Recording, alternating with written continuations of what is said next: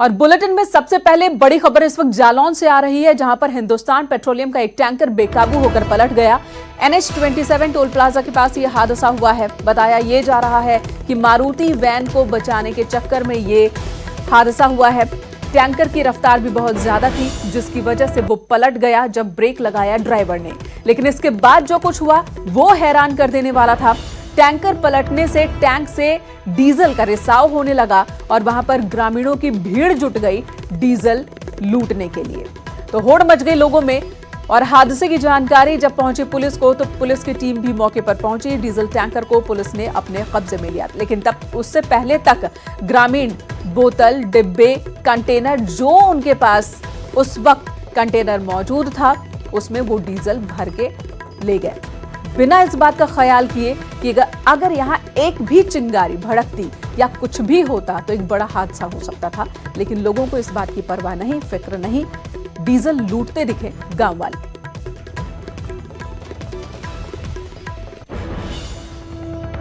Police ने tanker को कब्जे में ले लिया है।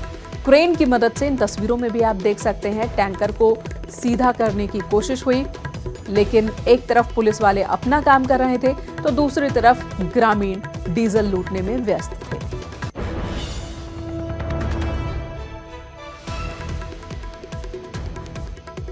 तो इस बात का भी डर नहीं था ग्रामीणों को कि अगर यहां पर कहीं गलती से आग लग जाती तो क्या होता।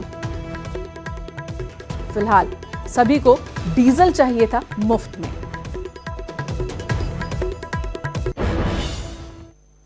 इधर बरेली के 8वीं वाहिनी PAC में चल रही यूपी पुलिस महिला भर्ती के दौरान एक लड़की की मौत हो गई है और जिसके बाद से ही हड़कंप मचा हुआ है अधिकारियों में। फिजिकल परीक्षा के दौरान, रेस के दौरान कई लड़कियां बेहोश होकर आज गिर गई। उनमें से कई लड़कियों को अस्पताल में भर्ती कराया गया। इलाज के दौरान एक लड़की की मौत हो गई। आशंका यह है कि अंशिका नाम है इस लड़की का जिसकी मौत हुई है और अंशिका की मौत पर PAC के कमांडेंट विकास वैद का कहना है कि भर्ती प्रक्रिया के दौरान लड़कियों की रेस हो रही थी, जिसमें अंशिका रेस में सफल भी हो गई थी, लेकिन आखिर में वो बेहोश होकर गिर गई, जिसे जिला अस्पताल ले जाया गया, लेकिन उसकी मौत हो गई। पुलिस भर्ती प्रक्रिया के तहत दौड़ का कार्यक्रम चल रहा था, तो आज लड़कियों की दौड़ थी। तो उसमें दौड़ के दौरान एक लड़की अपनी पूरी कर ली थी दौड़ और वो फेंट होकर गिर गई। वहाँ मौजूद डॉक्टर ने उसे एम्बुलेंस में से लेकर हॉस्पिटल ले आ रहे थे और पूरा प्रयास कर रहे थे, लेकिन वो उसका डेथ हो गया। इधर मेरठ हिंसा से जुड़े एक आरोपी को पुलिस ने गिरफ्तार किया है। 20 दिसंबर को CAA के विरोध में उपद्रव के बाद ही पुलिस को इसकी तलाश थी। इस पर 20,000 रुपए का इनाम भी रखा गया था।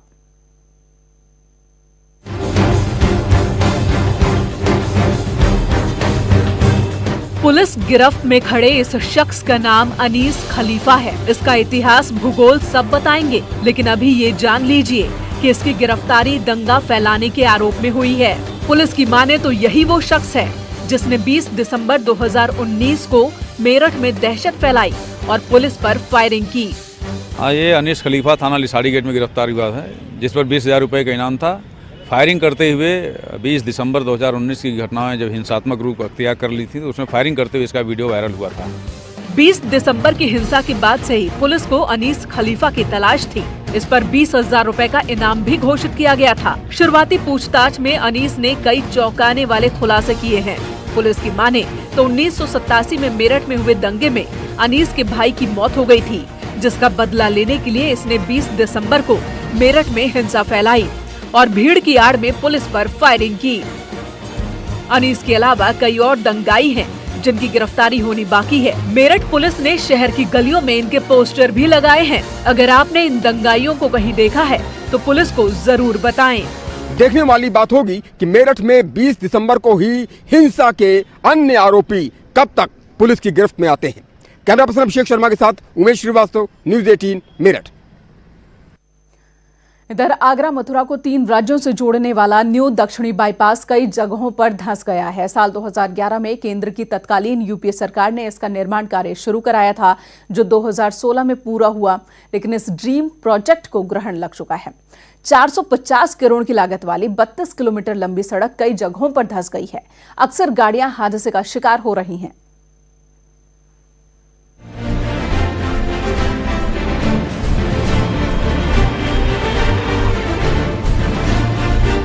सड़कें विकास का आईना होती हैं, लेकिन आगरा दक्षिणी बाईपास सड़क पर बने गड्ढे बड़े हादसों को न्योता दे रहे हैं। न्यूज़ 18 ने जब इस हाईवे की बदहाली की पड़ताल की तो NHAI की कार्यशैली की स्याह सच्चाई सामने आ गई। सिकंदरा नहर के पास सड़क का बड़ा हिस्सा धंस गया है। रायभा टोल प्लाजा पार करते ही ऐसे में कोहरे या फिर वाहनों के ओवरटेक करते वक्त बड़ा हादसा हो सकता है।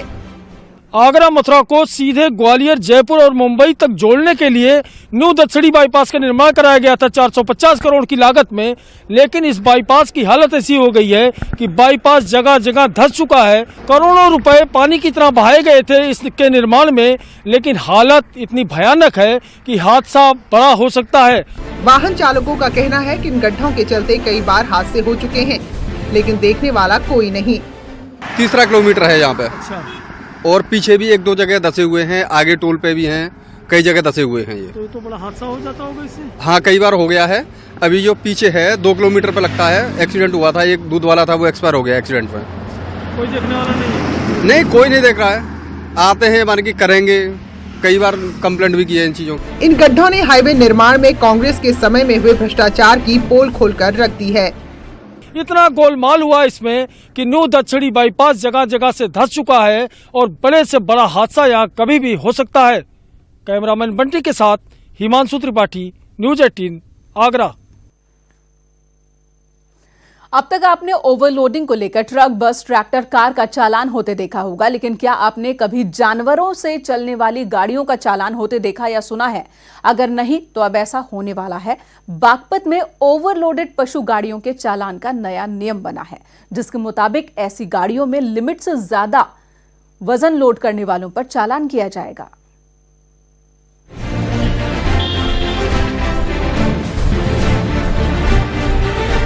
बागपत में पशु संचालित वाहन जैसे भैंसा बोगी, बैलगाड़ी, ऊंट गाड़ी या खच्चर पर ओवरलोडिंग करने वाले हो जाएं सावधान, क्योंकि आपका हो सकता है चालान। पशु चिकित्सा अधिकारी ने ये आदेश जारी किया है। बागपत में अब ओवरलोडिंग वाहनों की तर्ज पर पशु चालकों के खिलाफ भी कार्रवाई की जाएगी। जो पशु चालक घोड़ा बुग्गी और भैंसा बुग्गी में ओवरलोड भरेगा उसका चालान किया जाएगा। जिला पशु चिकित्सा अधिकारी ने यह निर्देश जारी किया है, जिसके बाद पशुओं के खिलाफ बर्बरता करने वालों में हड़कंप मचा हुआ है। जो लोग ऐसे वाहनों पर क्षमता से ज्यादा सामान लादते पाए गए, उनका चालान कर जुर्माना वसूला जाएगा। विभाग ने इसके लिए तहसील स्तर पर टीम बना दी है। उसकी अक्षमता से अगर उस पर करेंगे, ओवरलोडिंग करेंगे तो उनके खिलाफ जो है कार्रवाई है, उनका चालान किया जाएगा। लेवल पर टीम हमने वो बना दी है, जब मतलब है कि मतलब इस तरह में छापामारी की जाएगी। दरअसल कई बार इंसान लालच के चलते इन बेजुबान जानवरों पर सितम ढाता है। ज्यादा कमाने के चक्कर में ओवरलोडिंग कर उनकी जान को खतरे में डालता है, जो इन बेजुबानों के साथ क्रूरता है। ऐसे में सरकार की ये पहल काबिले तारीफ है। उम्मीद है इससे पशुओं के खिलाफ क्रूरता पर काफी हद तक अंकुश लग सकेगा। बागपत से शहजाद अली की रिपोर्ट, न्यूज़ 18। और बात अब बीएसपी अध्यक्ष मायावती की, जिनका आज 64वां जन्मदिन है। और आज अपने जन्मदिन के मौके पर मायावती ने केंद्र सरकार की जमकर आलोचना की। उन्होंने कहा कि मोदी राज में अर्थव्यवस्था बीमार है। 130 करोड़ लोगों के सामने रोजाना रोजी रोटी का संकट है। इस मौके पर मायावती ने एक पुस्तक का विमोचन भी किया। इस पुस्तक का नाम है मेरे संघर्ष में जीवन का सफरनामा 50, जिसका उन्होंने विमोचन किया और साथ ही केंद्र सरकार पर जमकर निशाना साधा। मेरे जन्मदिन को मनाने के मौके पर हर वर्ष बीएसपी के लोग अपने अपने क्षेत्रों में तथा अपने आर्थिक सामर्थ्य को देखते हुए, क्षमता को देखते हुए, विशेषकर गरीब, कमजोर, लाचार असहाय, बीमार व अन्य अति जरूरतमंद लोगों की विभिन्न रूपों में मदद भी करते हैं, जिनके हित व कल्याण के लिए हमेशा ही हमारी पार्टी अति गंभीर, तत्पर, संवेदनशील, ईमानदार व संघर्षरत रहती है। इधर ऊर्जा मंत्री श्रीकांत शर्मा ने मायावती को जन्मदिन की बधाई दी और उन्होंने मायावती के बयान पर पलटवार भी किया। उन्होंने कहा कि मायावती के आरोप तथ्यहीन हैं। उनके जन्मदिन की खूब शुभकामनाएं। आप दीर्घायु हों और स्वस्थ रहें और भारतीय जनता पार्टी के विकास के कार्यों को आप खूब ऐसे ही देखती रहें। उन्होंने जो आरोप हमारी सरकार पर लगाए हैं वो तथ्यहीन आरोप हैं, राजनीति से प्रेरित हैं। हम पूरी तरह से उनके आरोपों को खारिज करते हैं। कांग्रेस और बीजेपी में बेसिक फर्क है बहन जी। आपने 10 साल मनमोहन सरकार को समर्थन दिया, प्रदेश में भी आपने कहीं ना कहीं कांग्रेस का समर्थन लिया। हमारी सरकार गरीब कल्याण की योजना गरीब तक पहुंचे इसकी चिंता कर रही है और जिस सरकार का आप हिस्सा रही उस सरकार में गरीब कल्याण की योजनाएं गरीब तक ना पहुंचकर पिछले दरवाजे से सत्ता में जो लोग थे, खासतौर से कांग्रेस के लोग, उनके घर तक पहुंची। सत्ता का दुरुपयोग बीएसपी ने किया और बीएसपी समर्थित जो कांग्रेस की सरकार केंद्र में रही उसने किया। और अभी भी आप कहीं ना कहीं कांग्रेस की पिछलग्गू हैं। कांग्रेस के पीछे जब जब मौका आता है बहन जी, आप कांग्रेस के पीछे खड़ी हो जाती हैं। और इधर बागपत में गन्ना किसानों का हल्ला बोल देखने को मिला। क्रय केंद्र पर किसानों ने जमकर हंगामा काटा। किसानों का कहना है कि वजन करने वाले कर्मचारी घटतौली में गड़बड़ी कर रहे हैं और इसी आरोप के साथ किसानों ने यहां पर हल्ला बोल कर दिया। किसानों का कहना है कि जब उन्होंने कांटे को क्रॉस चेक किया तो कांटे में 60 किलो का बैलेंस मिला है और वजन करते वक्त भी वो 80 किलो से ज्यादा की बेईमानी कर लेते हैं। किसानों ने गन्ना अधिकारी को भी घटतौली की सूचना दी, जिसके बाद वो मौके पर पहुंचे और कांटा चेक किया गया। गन्ना अधिकारी ने जांच के बाद कार्रवाई का भरोसा दिया है, तब जाकर किसानों का गुस्सा शांत हुआ। यहाँ पे जी 1 से 1.5 कुंटल 2 कुंटल तक घटतौली की जा रही, चोरी की जा रही है जी, सबके सामने की जा रही है। जो है तुल्ला लगाता है जी, एक मेन्यू का बटन दबाता है, एक टैपे दबाता है, -60 कर लेता है और 80 किलो का इसमें कांटे में फर्क है जी। तो 8-60 140 कुंटल का बिल्कुल फर्क है जी, 1 कुंटल 40 किलो का जी। परसों भी आए थे, अधिकारी लोग भी आए थे, परसों भी मिल से भी आए थे। उस दिन भी इस कांटे में जब बैलेंस था 60-70 किलो तक का, तो इन्होंने कार्रवाई इस पर क्यों नहीं करी? और कौन कर रहा है? यही कर रहे हैं। जब तोल्ला नु कहे मैं 30,000 रुपये शीशे को देखा हूँ, ये तोल्ला कहते हैं खुद, वो मैं अपने घर से करूंगा पूरा, बस किसानों को खाओगा और क्या करेगा। तो किसान अधिकारियों पर भी आरोप लगा रहे हैं, कह रहे हैं बिना अधिकारियों के मिलीभगत के ये संभव नहीं है। इधर एक महिला ने खुदकुशी कर ली है। नोएडा से ये खबर यह है कि झगड़े के बाद 14वें फ्लोर से कूद गई एक महिला। पारिवारिक कलह की वजह से महिला ने जान दी है। नोएडा सेक्टर 74 का ये मसला है। सुपरटेक कैपटाउन की ये घटना बताई जा रही है। महिला पहले से ही डिप्रेशन की शिकार थी, ये खबर भी आ रही है। तो सुपरटेक केपटाउन का ये मसला है, जहां पर बताया ये जा रहा है कि 14वें फ्लोर से एक महिला कूद गई, परिवार में हंगामा होने के बाद, कलह होने के बाद। इधर शामली जनपद में एक चोर की जमकर पिटाई हुई। आरोपों के मुताबिक वो बाजार से एक युवती का फोन छीनकर भाग रहा था, जिस पर युवती ने शोर मचाया और फिर आसपास के लोग मौके पर इकट्ठा हो गए, चोर को पकड़ लिया और सबने इस चोर की पिटाई कर दी। युवती ने चोर को एक के बाद एक 44 जूते मारे हैं। बची कसर आसपास की भीड़ ने पूरी की। युवक को पीटने के बाद पुलिस के हवाले कर दिया गया।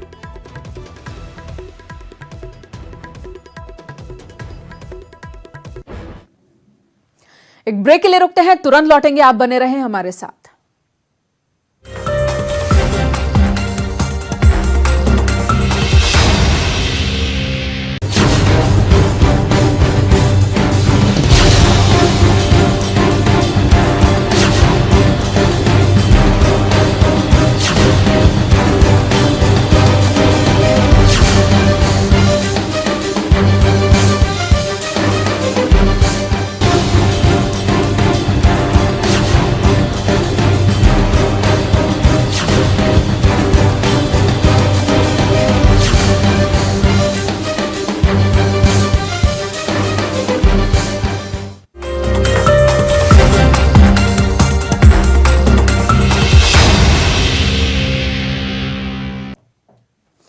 अयोध्या में राम मंदिर निर्माण के लिए ट्रस्ट का ऐलान जल्द हो सकता है। सूत्रों के मुताबिक राम मंदिर ट्रस्ट में 11 सदस्य होंगे।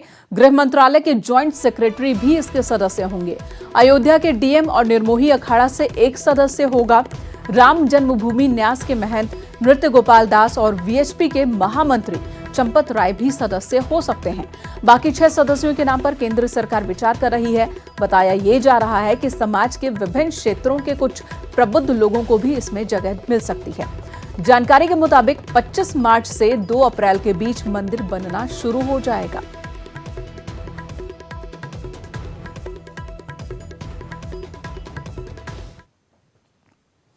इधर लखनऊ के पहले पुलिस कमिश्नर सुजीत पांडे ने कार्यभार संभाल लिया है। इसके बाद न्यूज 18 से खास बातचीत के दौरान उन्होंने कहा कि चाइनीज मांझा, स्पिरिट और एसिड अटैक के खिलाफ अभियान वो चलाएंगे। उन्होंने कहा कि हम एक बेहतरीन टीम तैयार कर रहे हैं और मजिस्ट्रियल पावर का इस्तेमाल जनता को राहत पहुंचाने में करेंगे। उनसे बात की हमारे सहयोगी ऋषभ मणि त्रिपाठी ने। हमारे साथ नए पुलिस कमिश्नर सुजीत पांडे हैं। सर, क्या बदलाव आने वाला है लखनऊ में?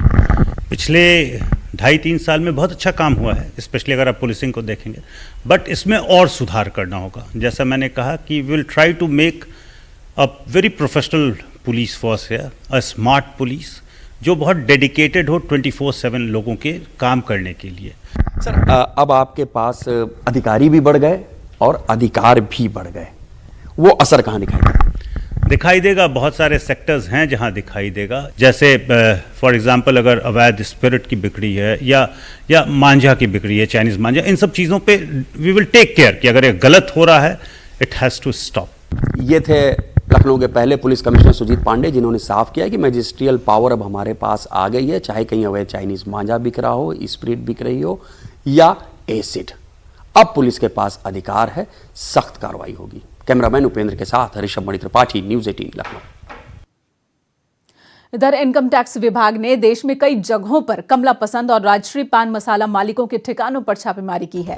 मदन गोपाल गुप्ता और नवीन गुप्ता के ठिकानों पर छापेमारी हुई। दिल्ली एनसीआर में कुल 15 जगहों पर, लखनऊ और कानपुर के 7 ठिकानों पर रेड पुलिस ने और आईटी डिपार्टमेंट ने डाला है। लखनऊ के रकाबगंज इलाके में भारी पुलिस बल के साथ इनकम टैक्स डिपार्टमेंट की टीम पहुंची और दस्तावेजों को अपने कब्जे में लेकर जांच की शुरुआत की।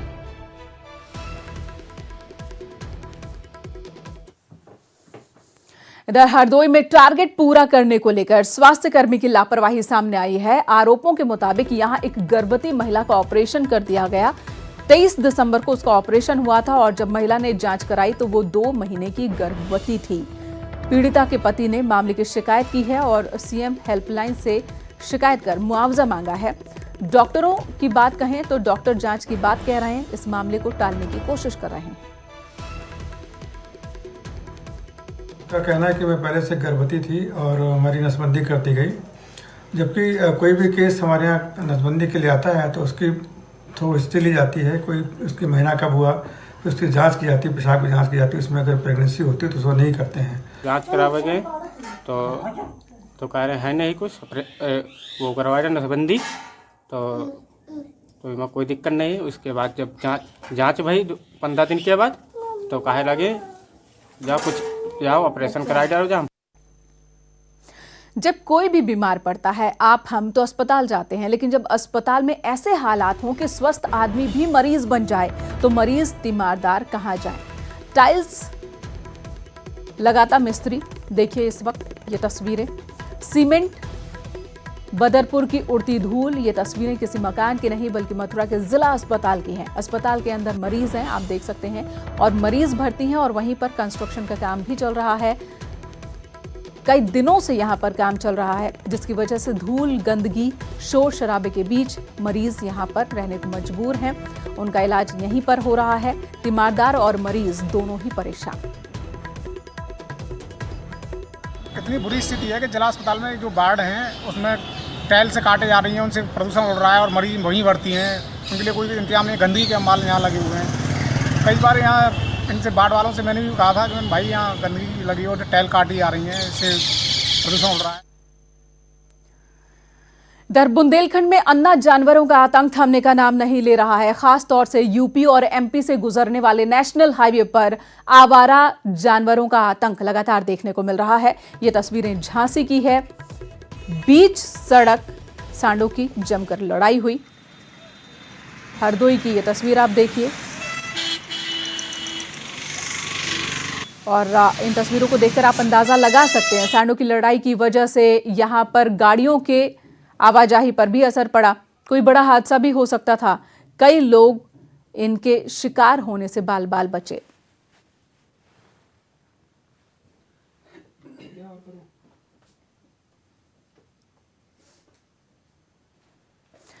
तो ये तस्वीर हम आपको दिखा रहे हैं किस तरीके से आवारा पशु लगातार न सिर्फ गांव बल्कि शहरों में भी परेशानी का सबब बन रहे हैं। गांव में जहां किसानों की फसल नष्ट कर रहे हैं, खराब कर रहे हैं, जिसकी वजह से किसानों में गुस्सा है, तो वहीं शहरों में सड़कों पर नजर आ रहे हैं। नेशनल हाईवे पर भी इनका आतंक देखने को मिल रहा है। कभी भी कहीं से भी कोई आवारा पशु किसी भी गाड़ी के सामने आ जाता है। कल भी हमने एक वाकया देखा था जिसमें एक गाय को बचाने के चक्कर में ही सड़क हादसा हुआ था और ये तस्वीर हम आपको दिखा रहे हैं दो सांडों की लड़ाई की। फिलहाल इस वक्त मेरे साथ इस बुलेटिन में इतना ही।